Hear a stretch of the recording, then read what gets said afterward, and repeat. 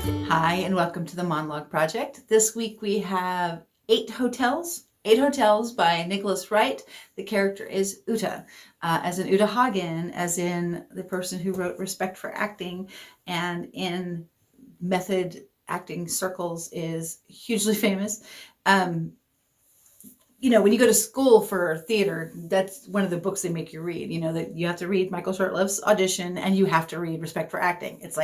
It's one of the books. So playing like a real person is tricky. And in the analysis video that I did, which is 40 minutes long, but in the analysis video that I did, I talk a little bit about how to approach playing a real person.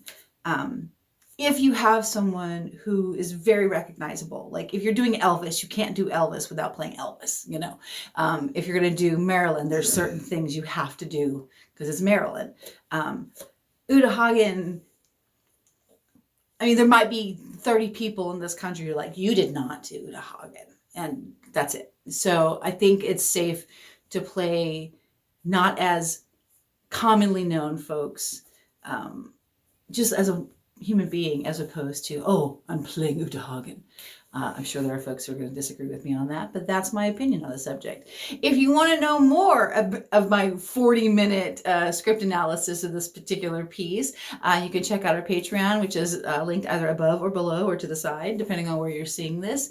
And then for even just $5 a month, you can actually get like the in-depth script analysis for every single week. So we tear the scenes apart. We talk about, different acting possibilities, different choices that you could make, and just some of the,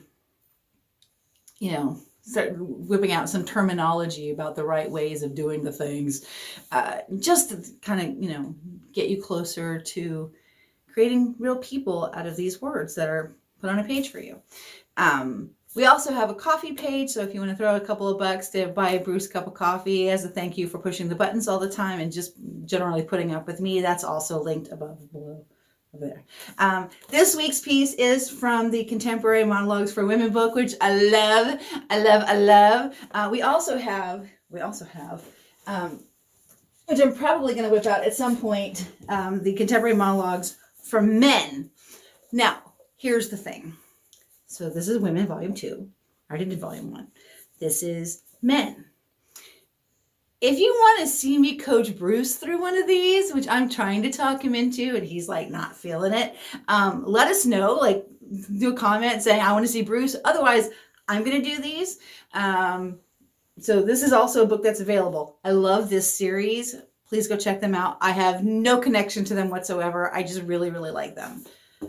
All of that said, this is Uta from Eight Hotels by Nicholas Wright.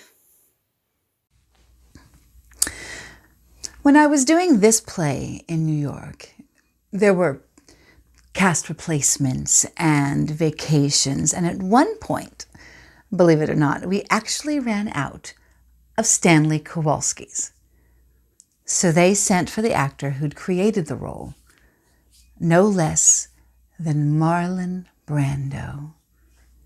He arrived after the half with no rehearsal, though he hadn't done the show in over a year, and a lot had changed. Different blocking, different rhythms, and a very different Blanche in the shape of me.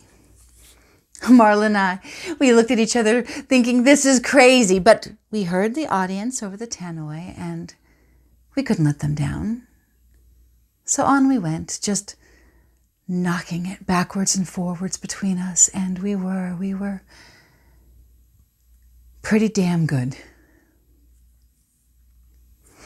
Then we got to the scene where Stanley has to rape me. Whenever I had done that scene before, it was easy to feel afraid because the actor was so undisciplined. He would beat me black and blue without meaning to. But looking at Marlon, I saw an actor in complete control.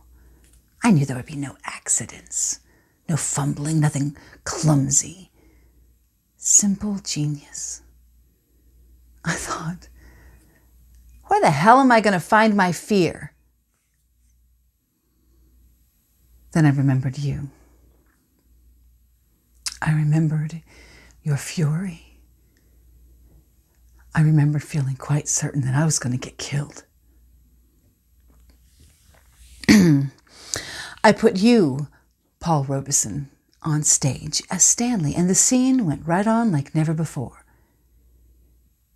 When we came off after, Marlon said, "Did you ever have such a good time on stage in all your life?" He was right, I hadn't. I'm not saying that what you did in Seattle was forgivable, because it was not forgivable, and it never will be. But you gave me something that I could use.